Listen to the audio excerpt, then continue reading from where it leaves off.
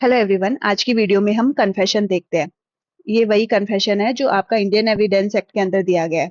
जो Indian evidence act है उसके अंदर जो कन्फेशन है वो सेक्शन 24 से लेके 30 तक दिया गया है। और जो BSA है भारतीय साक्ष्य अधिनियम, इसके अंदर ये 22 से लेके 24 तक दिया गया है। अब देखिए इसके अंदर सेक्शन इतने कम कैसे हो गए, क्योंकि इसके जो 2-3 सेक्शन थे वो एक दूसरे में मर्ज हो गए हैं, पर हटा कुछ भी नहीं है। हम देखते हैं जो भी डिफरेंसेस आए हैं। देखिए सबसे पहले ये समझिए कि कन्फेशन होता क्या है। कन्फेशन का मतलब होता है आप अपना गिल्ट है वो एडमिट कर रहे हैं। ठीक है, तो गिल्ट जैसे ही आप एडमिट करेंगे तो उस एडमिशन पे, उस एडमिटेड गिल्ट पे आपको क्या कर लिया जाएगा, कन्विक्ट कर लिया जाएगा। तो कन्फेशन होता है statement of accused in which person admit the guilt and this is called confession on an basis of person can be convicted. उस गिल्ट के कन्फेशन से पर्सन को कन्विक्ट किया जाएगा, उसको पनिशमेंट मिल जाएगी। अब जो कन्फेशन है वो अगर आप ले रहे हो तो आपको 3 चीजें देखनी है। सबसे पहले on the basis of statement, confession किस स्टेटमेंट पे दी जा रही है। On the basis of the person before home it is made, किस पर्सन के सामने दी जा रही है। और तीसरा है mental condition of the person, person की जो मेंटल कंडीशन है वो क्या है जो कि कन्फेशन दे रहा है। तो सारी चीजें देखकर कन्फेशन दिया जाएगा।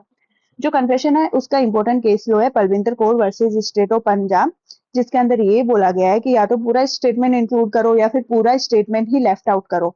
इसके 2 एक्सेप्शन निकल के आए थे। पहला एक्सेप्शन आया था भगवान Singh versus state of Haryana के केस में, और दूसरा एक्सेप्शन था Nishikant Jha versus state of Bihar. अब देखिए हमारे पास जो कन्फेशन है, केस लो बहुत इंपॉर्टेंट है। कन्फेशन के जो भी इंपॉर्टेंट केस लो है वो सारे अच्छे से पढ़ के जाने। ये इंपॉर्टेंट केस लो थे Palwinder Kaur versus state of Punjab, और इसके अंदर 2 एक्सेप्शन निकल के आए थे Bhagwan Singh versus state of Haryana और Rishikesh Jha versus state of Bihar. ये तो याद रखनी ही है। अब उसके बाद में देखिए कन्फेशन हमारे पास दो टाइप के कौन से। सबसे पहले जुडिशियल कन्फेशन और दूसरा आता है एक्स्ट्रा जुडिशियल कन्फेशन। जो जुडिशियल कन्फेशन जो है वो स्ट्रॉन्ग एविडेंस होता है। ठीक है, और एक्स्ट्रा जुडिशियल कन्फेशन है वो दो दो पार्ट में डिवाइड हो जाता है। पहला पुलिस ऑफिसर को दिया गया है या फिर दूसरा अदर्स को दिया गया है। ठीक है, तो पुलिस ऑफिसर को दिया गया होगा वो 25 के अंदर है, अपन पढ़ेंगे अभी। और एक होता है पुलिस कस्टडी के अंदर दिया गया, जो 26 के अंदर है, वो भी हम अभी पढ़ेंगे। तो ये जो दोनों ही होते हैं, पुलिस ऑफिसर को दिया गया है और पुलिस कस्टडी में दिया गया है, ये दोनों ही इररिलेवेंट होते हैं। ठीक है, पुलिस कस्टडी और पुलिस ऑफिसर दोनों के सामने दिया गया कन्फेशन इररिलेवेंट होता है, ये ध्यान रखना है। जो अदर जो है उसके अंदर अदर पर्सन इंक्लूड होते हैं और अदर प्लेस इंक्लूड होते हैं। प्लेस भी आता है और पर्सन भी आता है। तो अगर अदर पर्सन मतलब आपने किसी डॉक्टर को बोल दिया कन्फेशन, या आपने किसी फ्रेंड को बोल दिया, तो वो अदर्स में आ जाएंगे। और अदर प्लेसेस पे तो ये दोनों ही जो है वो वीक एविडेंस होते हैं, पर क्या होता है, रेलेवेंट होता है। रेलेवेंट होंगे पर वीक एविडेंस होंगे। वीक एविडेंस का मतलब है इनको दूसरे एविडेंस का सपोर्ट चाहिए, पर ये रेलेवेंट होते हैं। तो ये हमने अच्छे से इसके डिफरेंसेस समझ लिए। अब देखिए हमारे पास सबसे पहले कन्फेशन का जो सेक्शन आता है वो सेक्शन 24 आता है। 24 जो सेक्शन है, सेक्शन 24 आता है। सेक्शन 24 ये कहता है कि confession caused by inducement, threat और promise when and relevant in criminal proceeding. देखिए जो भी कन्फेशन आप देते हो उस कन्फेशन में अगर किसी तरह का इंड्यूसमेंट इंक्लूडेड है, या कोई थ्रेट मतलब कोई भी धमकी इंक्लूडेड है, या कोई भी प्रॉमिस इंक्लूडेड है, तो इन तीनों ही केसेस में क्या होगा कि जो जो भी कन्फेशन आप दे रहे हो वो इररिलेवेंट होगा। ठीक है, फॉर एग्जाम्पल आपने क्या किया, अपने किसी कोई भी आदमी है उसको बोला कि आप कन्फेशन दे दीजिए, कन्फेशन आप दे दीजिए कि तो मैं आपको प्रॉमिस करता हूँ मैं आपको इतनी एकड़ का ये प्लॉट दे दूंगा। तो आपने क्या करा, उसको एक प्रॉमिस किया कि ये लैंड आपको मिल जाएगा अगर आप ऐसा कन्फेशन कोर्ट में बोल देंगे। तो वो बिल्कुल ही इरेलीवेंट होगा, बिल्कुल ही एडमिसिबल नहीं होगा, क्योंकि उसमें आपने क्या यूज करा है, कोई सी भी तरह का इंड्यूसमेंट यूज कर सकते हैं। थ्रेड मतलब उसको धमका सकते हैं कि अगर कन्फेशन नहीं दिया तो मैं तुझे परिवार के एक मेंबर को मार दूंगा। तो वो थ्रेट दिया उसने, या फिर क्या दिया है वो, उसने कोई प्रॉमिस दी है कि मैं अगर तुमने ये अगर कन्फेशन दे दिया तो मैं ये तुझको दूंगा। तो वो सारे ही क्या होंगे, इररिलेवेंट होंगे। अब देखिए उसके बाद हमारे पास आता है सेक्शन 25। सेक्शन 25 ये कहता है कि confession to the police officer is not true. अभी जो ऊपर आपने पढ़ा कि पुलिस ऑफिसर को अगर आपने कन्फेशन दिया है तो वो प्रूव नहीं है, मतलब वो इररिलेवेंट है। देखिए wherever confession is given to police officer then it is irrelevant। अगर दिया गया है पुलिस ऑफिसर को कन्फेशन तो वो irrelevant होगा। और इसका एक लैटिन मैगजीन है जिस मैगजीन का नाम है ओमी सस्पिशियस नेचर, जो कि ये बोलता गया है, जो ये बोलता है कि wherever statement is given it must be free from suspicious, so statement given before police officer is not relevant। इसीलिए सस्पिशियस नहीं होना चाहिए बिल्कुल भी, इसीलिए जो पुलिस ऑफिसर को हम कन्फेशन देते हैं वो एडमिसिबल नहीं होता है। अब पुलिस ऑफिसर होते कौन कौन है, तो देखिए 3 टाइप दिए गए। पुलिस ऑफिसर, खुद पुलिस ऑफिसर वो इंक्लूडेड है, कोई एक्साइज इंस्पेक्टर है वो इंक्लूडेड है, कोई पुलिस पटेल है वो इंक्लूडेड है। और कौन से पर्सन इंक्लूडेड नहीं होंगे, अगर कोई फॉरेस्ट इंस्पेक्टर है तो वो पुलिस ऑफिसर नहीं इंक्लूड होगा, कोई रेलवे पुलिस ऑफिसर है तो वो भी इंक्लूडेड नहीं होगा पुलिस में। एक इसमें यहाँ पे केस आता है Ramesh versus state of Rajasthan. Ramesh versus state of Rajasthan का केस आता है, जो ये बोलता है कि होमगार्ड जो है राजस्थान के अंदर उसको पुलिस ऑफिसर माना गया था। तो ये सेक्शन 25 अच्छे से हमने कर लिया। अब देखिए सेक्शन 27। जो सेक्शन 27 है वो ये बोलता है कि कन्फेशन बाय द सेक्शन 27 ये बोलता है कि अगर जो कन्फेशन है वो पुलिस कस्टडी के अंदर लिया गया है तो वो भी प्रूव नहीं हो सकता, उसके अगेंस्ट वो भी इरेलीवेंट होगा। ये ऐसे बोलता है, देखिए 26 में, confession given in police custody is irrelevant, irrelevant होता है। पर एक कंडीशन इसमें क्या है, अगर मजिस्ट्रेट प्रेजेंट है वहां पे, मतलब पुलिस कस्टडी के अंदर मजिस्ट्रेट बैठा है, तो वो जो होगा वो रेलेवेंट हो जाएगा।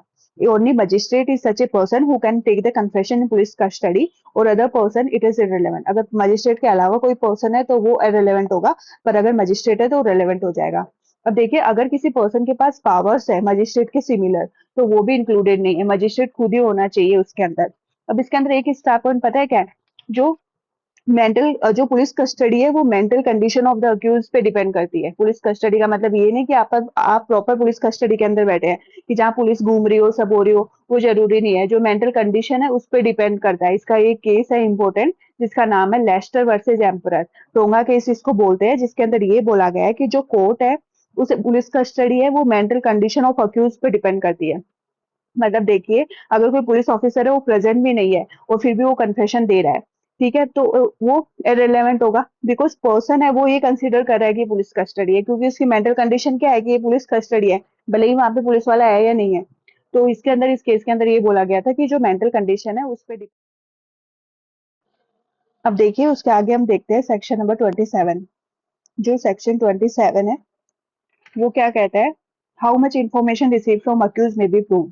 जो कितनी भी इंफॉर्मेशन है जो अक्यूज प्रूव करता है वो रेलेवेंट होगी। देखिए अगर कोई पर्सन है अक्यूज्ड है और वो एक पर्टिकुलर इन्फॉर्मेशन देता है और इस इन्फॉर्मेशन के बेसिस पे आपको कुछ मिलता है, जैसे फॉर एग्जाम्पल मान लीजिए ए एक अक्यूज्ड है और उसने बोला कि हाँ मैंने मर्डर करा सी का, और मैंने सी का मर्डर करके जो नाइफ है जो चाकू है जिससे मैंने उसका मर्डर किया वो मैंने क्या कर दिया, एक कुएं के पास फेंक दिया।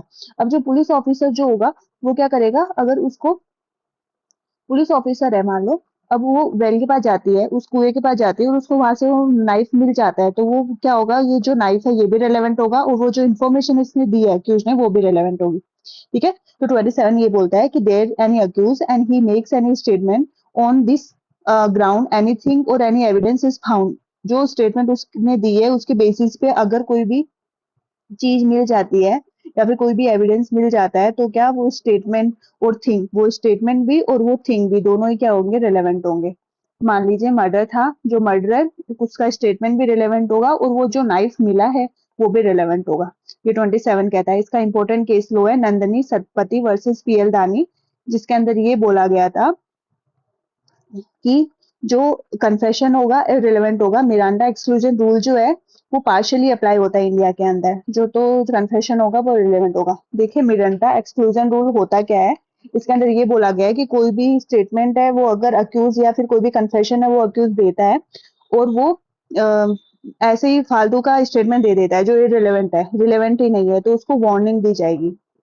ये यूएसए के अंदर फुल अप्लाई होता है मिरांडा वर्सेस अर्जेंटीना केस से लेकर, और इंडिया के अंदर ये पार्शियली अप्लाई होता है। तो कन्फेशन के अंदर तो ये इररिलेवेंट होता है और स्टेटमेंट के अंदर ये रेलेवेंट हो जाता है। अब देखिए इसमें दूसरा केस लो है Deoman Upadhyay versus state of UP, जिसके अंदर ये बोला गया था कि जो सेक्शन 27 जो है वो हमारा क्या है, आर्टिकल 20 क्लोज 3 से वॉयलेशन करता है।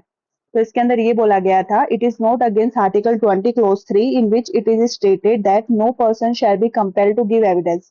किसी भी पर्सन को कंपेल नहीं किया जाएगा एविडेंस देने के लिए। एंड फिर क्वेश्चन ये था कि भाई क्या ये 20 क्लोज 3 आर्टिकल है उसका वॉयलेशन है, तो सुप्रीम कोर्ट ने बोला कि कोई कॉन्ट्राडिक्शन नहीं है इन दोनों के बीच में, क्योंकि जो 20 क्लोज 3 जो है कॉन्स्टिट्यूशन का वो अप्लाई होता है जुडिशियल प्रोसीडिंग पे, और जो 27 जो यहाँ का है इंडियन एविडेंस एक्ट का वो अप्लाई होता है एक्स्ट्रा जुडिशियल प्रोसीडिंग के ऊपर। तो ये इसके अंदर बोला गया था Deoman Upadhyay versus state of UP के अंदर। अब देखिए, एक जो चीज आती है वो आती है रिट्रैक्टेड कन्फेशन। आपने ये बहुत बार सुना भी होगा, एमसीक्यू में पूछे जाता है। रिट्रैक्टेड कन्फेशन का मतलब होता है बदल जाना।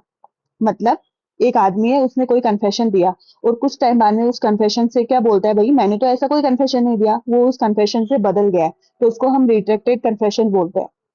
Wherever any person give the confession and later on he retract from his statement or from his confession, then it is called retracted confession। और ये weak evidence होता है, ठीक है, weak evidence होता है, पर ये क्या होता है, relevant होता है। ये याद रखना है, पूछा जाता है कि retracted confession जो बदला हुआ confession होगा वो relevant होगा या नहीं, तो relevant तो होता है वो, पर weak evidence होता है। weak evidence मतलब उसको दूसरे evidence का support चाहिए। इसके अंदर केस आया, जो केस है वो है क्वीन एम्परर वर्सेस दारिया, जिसके अंदर ये बोला गया है कि जो रिट्रैक्टेड कन्फेशन है, इसके इसके बेसिस पे ही पर्सन को कन्विक्शन हो सकता है।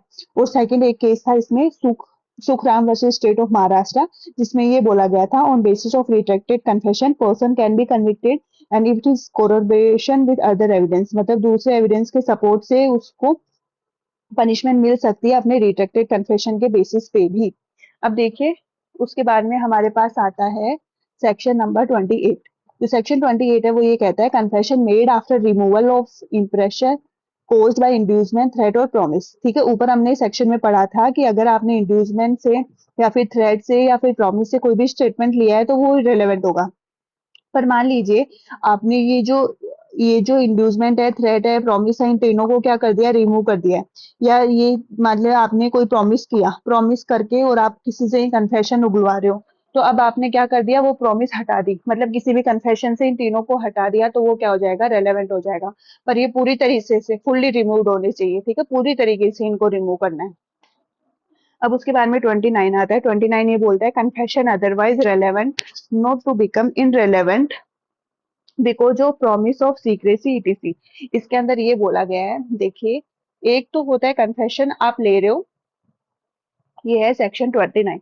एक होता है कन्फेशन आप ले रहे हो बिल्कुल प्रॉपर तरीके से, एक होता है कन्फेशन आप ले रहे हो किसी भी इलीगल तरीके से। इलीगल तरीका का मतलब मैंने किसी पर्सन को ये बोला कि तू कन्फेशन दे दे, मैं किसी को भी नहीं बताऊंगा तू तेरी ये बात, तो ये मैंने क्या करा उससे कि मैं उसको सीक्रेट रहने के प्रॉमिस से उससे कन्फेशन उगलवा रहा हूँ, पर फिर वो मैं क्या दे रहा हूँ उसको, कोर्ट में जाके कर रहा हूँ कि इसने तो ये देखो ये बोला था।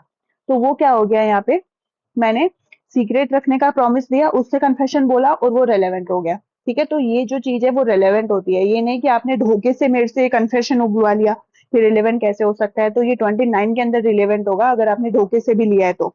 अब इसके अंदर कौन कौन सी चीजें इंक्लूडेड होती है वो देखिए। सबसे पहले सीक्रेसी का प्रॉमिस रखा कि मैं सीक्रेट रखूंगा, आप मेरे को बता दो, फर्स्ट। फिर सेकंड कॉन्सिक्वेंस ऑफ डिसेप्शन, धोखा देने के उससे उसने बुलवा लिया। ठीक है, फिर क्या, ड्रंकनेस, अगर वो ड्रंक करा हुआ पूरी अच्छे से उसको ड्रिंक करवा के फिर आपने उगलवा लिया उसको नशे की हालत में। फिर एक आता है कि उन क्वेश्चंस का आंसर देके जो उसको देने नहीं थे, उन क्वेश्चंस का आंसर देके आपने कन्फेशन निकलवा लिया।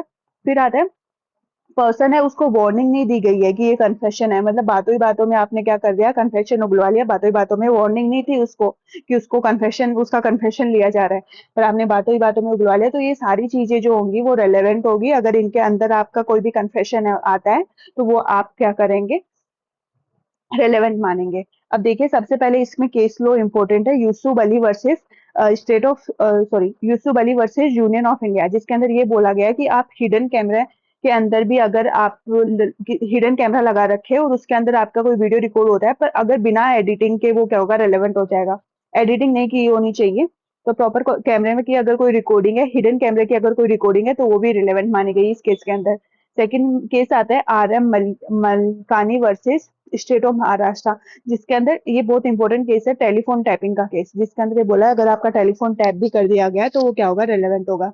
अब 3 के अंदर ये बोला गया है आर एस वर्सेस, तीसरे नंबर का केस है आर एस वर्सेस सैलिस बरी, जिसके अंदर ये बोला गया है कि जो एविडेंस होगा, अगर आप इंटॉक्सिकेशन की हालत में, अगर नशे की हालत में आप एविडेंस वो कन्फेशन देते हैं, तो वो भी क्या होगा, रेलेवेंट होगा। फिर एक केस आता है जो बहुत इंपॉर्टेंट है, बहुत बार पूछा भी जाता है, वो आता है Sahu versus state of UP, जिसके अंदर ये बोला गया है कि आप अगर नींद में बड़बड़ाते हैं, मरमरिंग इन स्लीप, तो वो भी क्या होगा, रेलेवेंट होगा। ठीक है। अब नेक्स्ट क्वेश्चन, जो नेक्स्ट सेक्शन है वो आता है सेक्शन नंबर 30। लास्ट सेक्शन है कन्फेशन का। तो सेक्शन 30 जो है इसका, वो ये बोलता है कि consideration of proof confession affecting person making it and other jointly under the trial for same offence. Basically ये बात करता है जॉइंट ट्रायल की, जिसके अंदर ये बोला गया है कि अगर देखिए सेवरल पर्सन है जो क्या करते हैं, जॉइंट ट्रायल देते हैं, तो वो भी क्या होगा, एक दूसरे के लिए इसके अंदर रिलेवेंट माना गया है। मतलब देखिए, when more person than one are being trial jointly for the same offence, बहुत सारे पर्सन है, देखिए एक दो तीन, इन्होंने तीनों चारों ने क्या करा, एक ऑफेंस करा, जॉइंटली ट्रायल चल रही है इन सबकी। ठीक है। And confession that one of such person affecting himself and some other person is proved, the court may take into consideration. अब मान लो इनमें से ये एक निकल के आ जाता है और डर के मारे सब कुछ बोल देता है, तो इसका जो कन्फेशन होगा इन सब पे क्या हो जाएगा, अप्लाई हो जाएगा। ठीक है। अब ये जो है ना, इसके अंदर एक्सप्लेनेशन एक दिया गया है कि ऑफेंस है, उसके अंदर अबेटमेंट और अटेम्प्ट टू कमिट ऑफेंस, ये दोनों इंक्लूडेड है। ठीक है। तो ये एमसीक्यू में पूछ लेते हैं, तो ये ध्यान रखना है कि अबेटमेंट और अटेम्प्ट टू कमिट ऑफेंस ये दोनों भी इसके अंदर इंक्लूडेड है। इसके जो इलिस्ट्रेशन है वो बहुत इंपॉर्टेंट है। देखिए, सबसे पहले इलिस्ट्रेशन ए दिया गया है, जिसके अंदर ये बोला गया है ए और बी है जॉइंटली ट्रायल किया गया मर्डर ऑफ सी। ठीक है। ये दिन दोनों ने मिलकर क्या करा है, सी का मर्डर किया है। अब ए है वो निकल के आता है, वो ये क्या बोल देता है कि बी और मैंने, ठीक है, मैंने और बी ने क्या किया है, सी का मर्डर करा है। और निकल के बोल दिया इसने सी के कि मैंने और बी ने मिलकर क्या किया है, सी का मर्डर करा है। तो अब इसका जो ये कन्फेशन होगा वो क्या होगा, बी के अगेंस्ट रेलेवेंट होगा। पर इसके अंदर क्या जरूरी है कि दोनों की जॉइंट ट्रायल होनी चाहिए। ये चीजें आपको वहां पे देखनी है और ध्यान रखनी है कि जॉइंट ट्रायल होनी चाहिए, क्योंकि जो रजिस्ट्रेशन बी है वो ये बोलता है ए जो ट्रायल ऑफ मर्डर, मर्डर का ट्रायल था, और जो सी का मर्डर का चार्ज था ए के ऊपर। ठीक है। अब जो सी के मर्डर का चार्ज था, अब वहां पे बी आता है और बी ने ये बोला कि मैंने और सी ने मिलकर, नहीं मैंने और ए ने मिलकर क्या करा है, सी का मर्डर करा है। तो इस केस के अंदर ये रिलेवेंट नहीं होगा। क्यों? क्योंकि यहाँ पर ए की खुद की अकेले की ट्रायल चल रही थी, बी का उससे कुछ लेना देना ही नहीं था। तो ये आपको ध्यान रखना है कि जॉइंट ट्रायल अगर दोनों की हो रही है तो उस बीच ही वो जो उसका स्टेटमेंट होगा वो रिलेवेंट होगा। अगर जॉइंट ट्रायल नहीं चल रही है तो वो रेलेवेंट नहीं होगा। तो यहाँ पे जो बी का स्टेटमेंट है वो रेलेवेंट नहीं माना गया है, क्योंकि इन ए की और बी की कोई जॉइंट ट्रायल नहीं चल रही थी, और यहाँ पे जॉइंट ट्रायल चल रही थी तो वो रेलेवेंट माना गया है। ये एमसीक्यू में पूछा जाता है कि बी इलिस्ट्रेशन तो बहुत बार ही पूछा जाता है, तो ये ध्यान में रखना है। अब देखिए, हमने कन्फेशन के जो है सारे सेक्शन कर लिए। अब इसमें बिल्कुल सिमिलर है, कोई चेंज नहीं हुआ है किसी को भी लेकर। तो हम देख लेते हैं कि जो इंडियन एविडेंस एक्ट है और बीएसए, उन दोनों में डिफरेंस, चीजें बिल्कुल सेम है, कुछ भी नहीं चेंज हुआ है। तो ये दोनों में सबसे पहले जो है सेक्शन 24 से लेके 30 तक ये जो है इंडियन एविडेंस के एक्ट के अंदर दिया गया है। अब जो 24 है, 24 जो सेक्शन है वो, 28 सेक्शन जो है वो, और 29 सेक्शन जो है, ये तीनों क्या कर दिए, मर्ज करके इन्होंने 22 सेक्शन बना दिया। ठीक है। ध्यान रखना है 24, 28 और 29, इन तीनों को एक साथ प्लस करके 22 सेक्शन बन गया है। अब जो है वो कन्फेशन टू पुलिस ऑफिसर को दिया गया 25 के अंदर, 26 के अंदर कस्टडी में दिया गया, और कितनी इंफॉर्मेशन होगी, इन तीनों को ऐड करके इसने क्या कर दिया है, 23 सेक्शन बना दिया गया है बीएसए के अंदर। ठीक है। और जो जॉइंट ट्रायल का जो है वो अलग से ही दिया गया है 24 के अंदर, जो 30 के अंदर दिया गया था इंडियन एविडेंस एक्ट के वो। तो देखिए, जो बीएसए है उसके अंदर कन्फेशन का कॉन्सेप्ट 22 से लेके 24 तक ही है। वो कैसे किया गया है, 24, 28, 29 को ज्वाइन करके तो 22 बना दिया, 25, 26, 27 को ज्वाइन करके 23 बना दिया, और जो ज्वाइंट ट्रायल था वो 24 है। तो 22, 23 और 24 बीएसए के अंदर क्या दिया गया, कन्फेशन को रिलेटेड है। चेंजेस कुछ भी नहीं है, बस इन तीनों को प्लस करके एक जगह इकट्ठा कर दिया है। ठीक है। तो आज की जो वीडियो है उसमें हमने अच्छे से पूरा कन्फेशन को बेसिक से लेकर पूरा केस लो के साथ अच्छे से समझ लिया है। फिर भी आपको कोई डाउट है तो आप कमेंट सेक्शन में पूछ लेना। और अगर इसके आगे की वीडियो भी आपको अच्छे से चाहिए, नोट्स वगैरह कुछ भी चाहिए, तो वो भी आप जरूर लिखिएगा। Thank you so much video देखने के लिए, और प्लीज चैनल को सब्सक्राइब जरूर कीजिएगा आगे की